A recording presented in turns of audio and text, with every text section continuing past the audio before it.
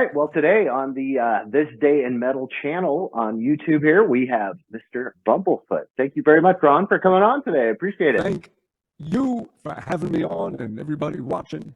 And yeah, thank you. Absolutely, absolutely. So, how's your 2024 going so far? Busy as fuck. Yeah, last year was just a lot of prep work for everything that's going to be coming out this year.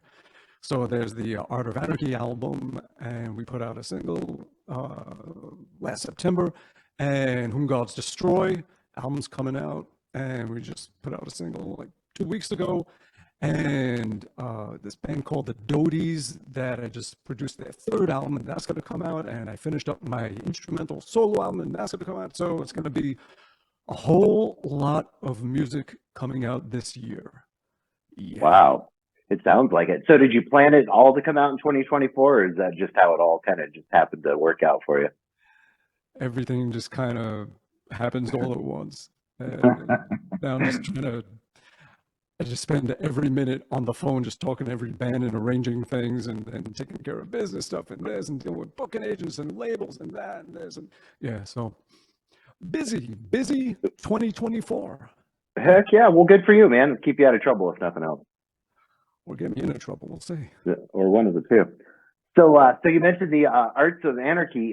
So I have listened to the new single. Very much enjoyed it. Vilified. I thought it was great.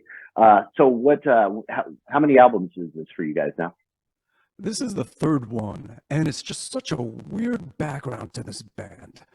It would make a hell of a Anvil style documentary.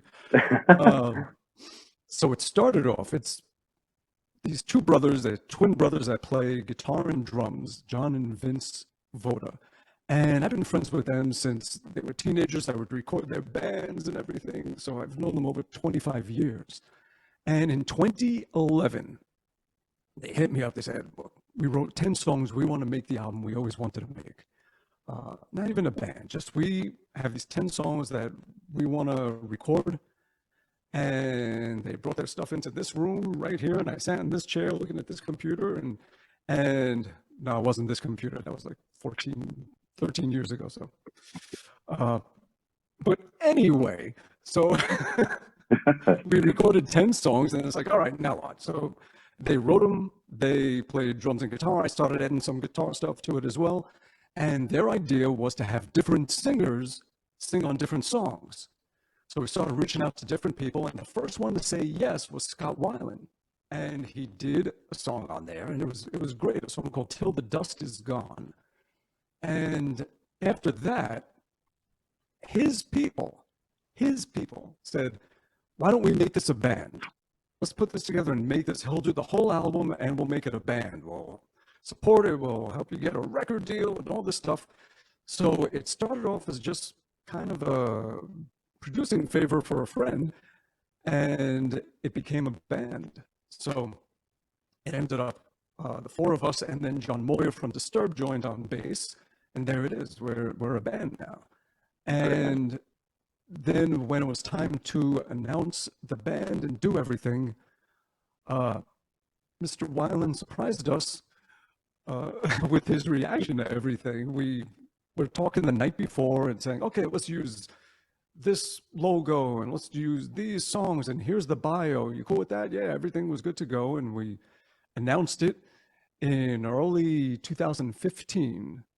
It was because we stalled the album coming out for a good year to give him time to work on the Wildabouts and everything. And his solo stuff. So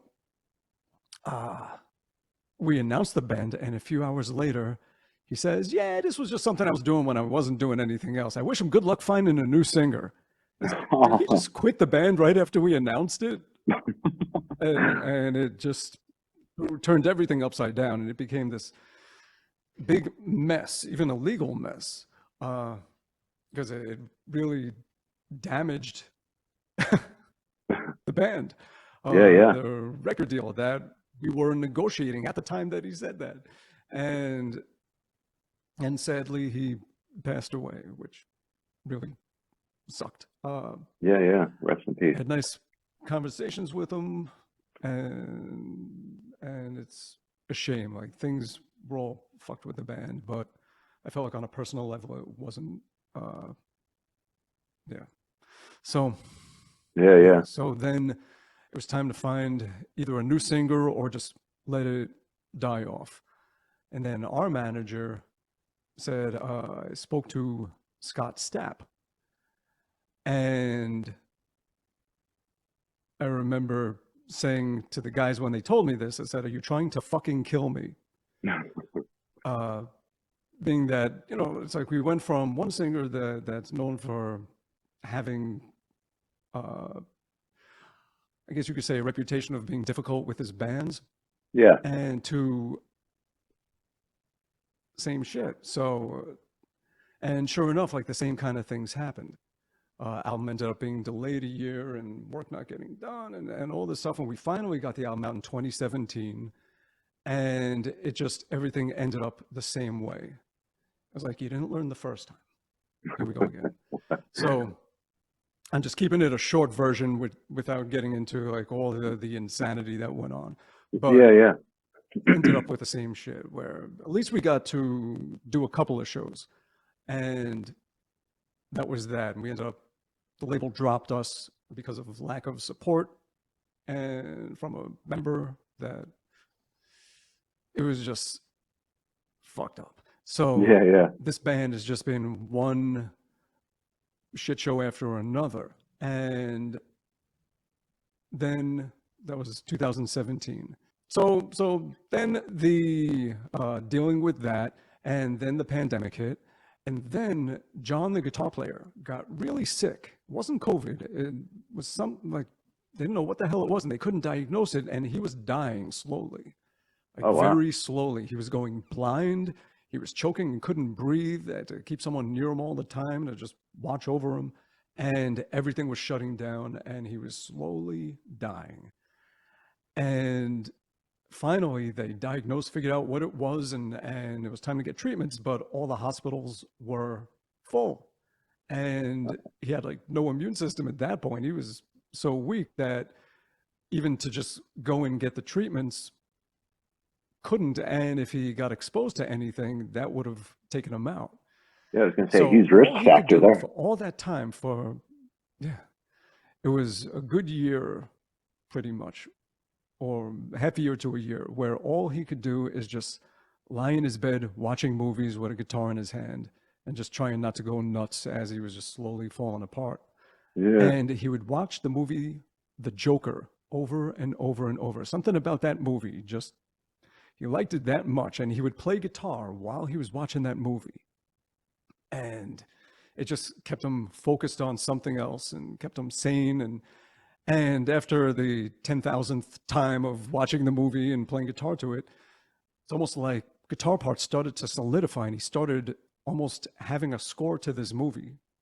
And that stuff that he was playing on his deathbed while watching this movie over and over became the new Art of Anarchy album. Oh, wow.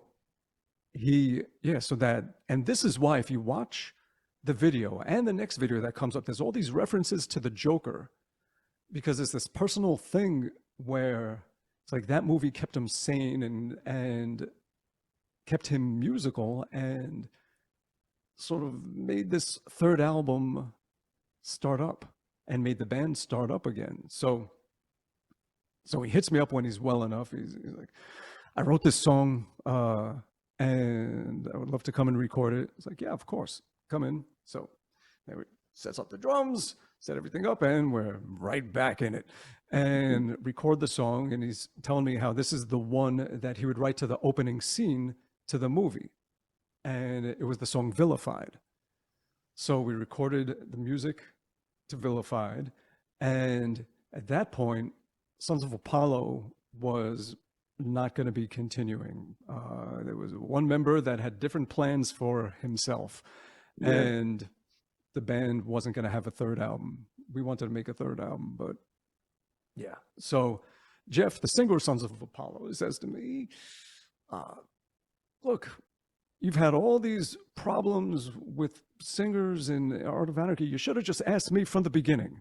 It would have been fine. I wouldn't have asked for just, it would have been fine. And I mentioned that to the Voda brothers, and they said, if he wants in, he's in. No questions asked. Just, he's in. We love the guy. You have this Amazing. history with him with Sons of Apollo. So if he wants to be the singer, he's the singer. And so he did. And he became the singer of Art of Anarchy. And he just started writing music, writing lyrics and melodies and everything to the Voda's stuff. Because at that point, every Friday during 2020 into 2021, they would come over and they would get here in the afternoon, and we would just screw around, and either they would already have ideas or we would make something up here. And by that night, they would leave 9 or 10 o'clock at night, and we would have a song recorded. So we recorded like 2 albums worth of music, and Jeff just started giving him stuff, and he started writing his parts to it all. And then it's like, all right, let's figure out what'll be the 3rd album and the 4th if we survive the 3rd.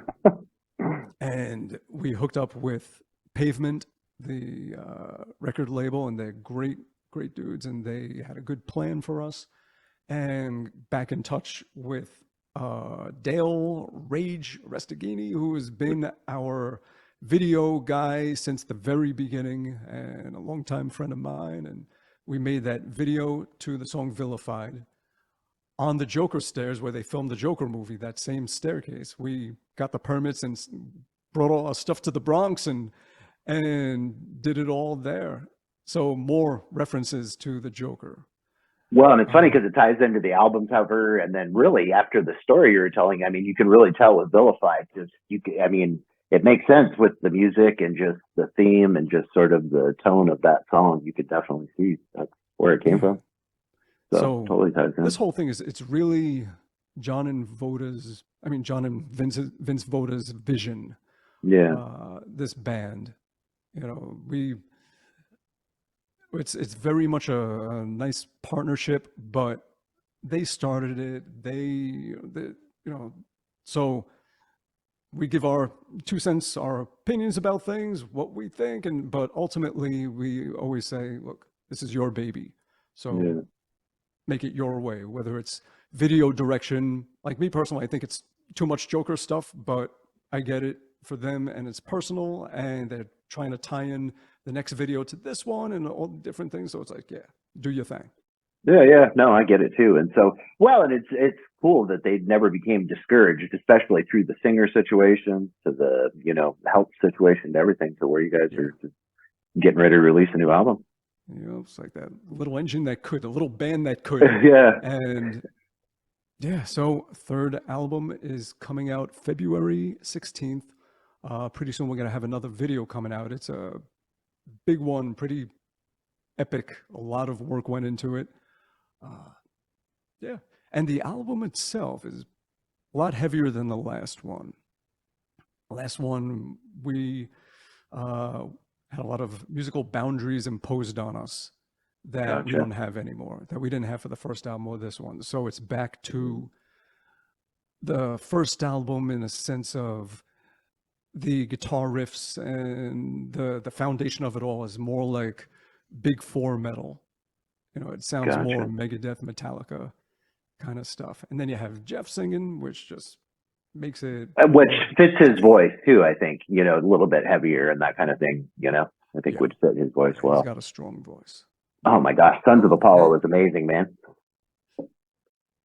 So that was my first introduction. And so now it's like, cool. Now I got some Art of Anarchy to check out too, like Sons of Apollo split off into 2. Jeff, the singer, joined Art of Anarchy, and then with Derek, we formed the next chapter of what we were doing musically in Sons of Apollo with this new band, Whom Gods Destroy, which is named after a Star Trek episode. Really? I was like, man, what a powerful name. When you first read it, I was like, wow, that's just completely epic. That's cool, though. It came from Star Trek. And that name, they took it from old literature.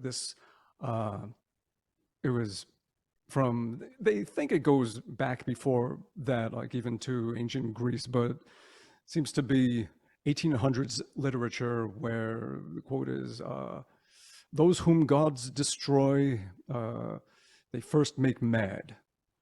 So it's like God, if gods want to destroy you, they make you crazy first. And so that's why we call the band, the album, something that relates to the second half of that quote. So whom gods destroy, and we call the album Insanium. Just because we're a geeky prog band, so it has to sound kind of Latin or like some kind of like drug you take. Take Insanium for rectal bleeding or whatever. So yeah. In the Name of War is a powerful song, though. I mean, from the second it comes on till, just the tone of it, the heaviness of it, your solo's amazing in it, blew my mind. So I was like, man, I can't wait to hear this entire album. It's intense. It is. It's like taking Sons of Apollo and just turning up all the intensity knobs on everything. Like when we first showed it to the label, and they were like, I don't know, this feels like a constant pummeling. Yeah. Like, yeah. That's what we're striving for. Mm-hmm. So will you be doing some touring for that band? We're hoping to. Yeah, the challenge is that for both bands, we put out an album in the spring, and for Whom Gods Destroy is a debut album, and for Art of Anarchy, we haven't put out an album in 7 years. So it's kind of a start for both in a way. And if the machine was already moving along, it's easy to just, you put out an album and you already have a tour booked because the promoters already know what they're getting and how it's going to go over, and everything is a lot easier to book. But for both bands, you have Art of Anarchy with a new lineup that has been dormant for 7 years. And then you have Whom Gods Destroy, which, yeah, it Sons of Apollo-ish, but it's a new lineup and it's a new band. So the promoters aren't sure exactly how to run with this. And so it's almost like you have to wait for the album to come out and then see how people react to the album and then start planning a tour. Gotcha. So it's more, it would be better if we were touring the end of the year. We would have a better sense of just how all the ducks go in a row for that. Yeah, makes sense. But we're going to do what we can throughout the year. It might just be sporadic things for Whom Gods Destroy. And we do have a tour set up, just a quick, like 1 week thing, 8 shows, week and a half. Gotcha. For Art of Anarchy that we're going to do in the Midwest and Northeast, and just get out there and do something. Also, we have to make sure that we are a functional band that can play on stage and play our songs. And that's what we're going to do with both. Gotcha. Gods Destroy, people already have things that they had booked, so we have to work around that. And we will probably be doing more touring next year. Steadier, more consistent shows. At least that's what we're going to shoot for. Gotcha. Yeah.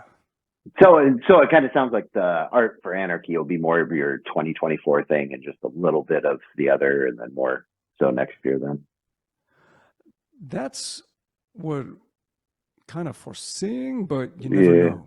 But like so obviously, one of the bands, like if some band says, hey, we want you to open for us. We have a 90-date tour starting tomorrow. It's like, okay, I better learn these songs. Yeah. Yeah, you never know. So just roll and so and in between all of that, you were mentioning you're releasing a solo album as well. Yes, and that thing has been done since June of last year, and I'm just so damn busy with these other bands that I just have the way I am my whole damn life. No matter how I try to fight it, I always put other things before my own things and put other people before me. And I could have told these other bands, well, you're just going to have to wait until I do my thing and get my album out. And I have a lot of plans for my own album, making a video game for the first single instead of just a video, because it's an all instrumental album. And the first song that I want to put out is like 8 minutes long. So an 8-minute instrumental, I would like to engage the listener more than just having them listen with their ears or watch a video with their ears and eyes, if they could actually play a video game that goes along with it while they listen, I think that would be Very more cool. fun. Yeah. So I'm trying to think of things that'll just be more interesting for people when it comes out. So yeah, things like Well, that's that. cool. that And I'm trying to definitely, get into it place. adds that element of interactive part of it too. So not even, I mean, so all your senses are involved in it. So that's really cool, man. That's a cool Yeah, idea. and we can do that now. We have the technology. Yes. Yeah. So we should be doing this kind of shit. Yeah. Yeah. It's pretty interesting to see where it's going. And I mean, just to reference Kiss for a second, I know some people are, about the new Kiss, the new era of Kiss that's coming out. But part of me is, I'm old school Kiss, so I want to see you Kiss. But for the future and technology and where it's going, I could see how it could grow and just how cool it could actually possibly be. Kiss was my first love.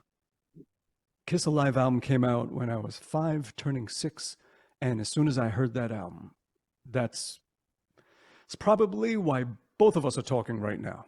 Yeah, exactly. Because Kiss just launched every kid's love of rock music. They did it. Absolutely. Well, and it's cool something in too, the even with songs. this new era of Kiss, it's a whole different level of, being, inside the whole Kiss realm. So Yeah. And it's, these companies, the tech companies are investing a lot into virtual stuff, augmented reality, virtual reality, all of it. And, this is just another push what Kiss is doing, just looking toward the future. And it might seem strange now, but in 20 years, it might be the norm. We don't know. And this is where the tech companies do want to go. They're putting a lot of money into just the all virtual reality stuff. Yeah. Well, you can really tell that's the next avenue. I mean, because the internet, we've kind of what we've done with that, kind of reached the end, I guess, to a certain point. So there's got to be something new, and so I can see where the new metaverse and everything else, with it being going that way, I could see where all of it's going to happen. We have reached the summit of hate that we can achieve on the internet and social media as it is now. Now we need to take it to the next level where avatars could beat the shit out of each other, not just argue. So that's the next thing that Meta's got to work on. Yeah. Well, and it's crazy. Well, and then once Kiss did it, then it's like, okay, well, I could see Bruce Springsteen, the Rolling Stones, all these different, bands. I mean, all that are all getting older. I mean, how are you going to live on forever and continue marketing and making money off of your band? I mean, that's the only way. And I believe K-pop, they were already doing that. They were making virtual bands, artists, singing groups, if I'm not mistaken, and promoting them where there may not have even been real artists behind it. It might just be people constructing it, and the artists are these characters. Yeah. So that could be a whole other thing coming up as well, where it's going to be, all right, you have the people who play physical music that are made of flesh. You have the people that do electronic music or things that are very programmed, where it's not necessarily plucking a string to get the sound. It's some virtual sound that they're manipulating to make their music. And then there could be, okay, there is just a virtual artist with some kind of music. And then, there's going to be a lot of categories coming up in a decade. You're going to have, AI music is going to be its own category. You're going to have virtual artist music. Yeah, it's just going to get fucking strange. Yeah. Strange to people us, that not are strange to the people that grow up and are born into it. I was going to say, I mean, like kids, like my kids, what I mean? It's just pretty much, it's going to be the norm. And, my grandkids are going to be like, oh, I've never known anything different than that. Mm-hmm. Everybody needs to go out and check out Art of Anarchy and check out the new song and check out the video and wait for the new one coming up. And then, of course, Whom God Destroys as well. Yeah, in early February, both bands are going to put out another single. So something to look out for. And thank you so much. It was good chatting with you. Yeah. Absolutely, man. I appreciate you. You're a good guy. I appreciate it. Likewise. All right. So, all right, everybody. Well, we have had Bumblefoot on, so make sure you go out and check out all his stuff. Brand new music and stuff coming out in February. All right. Thank you very much, man. I appreciate it. thank you. Thank you very much.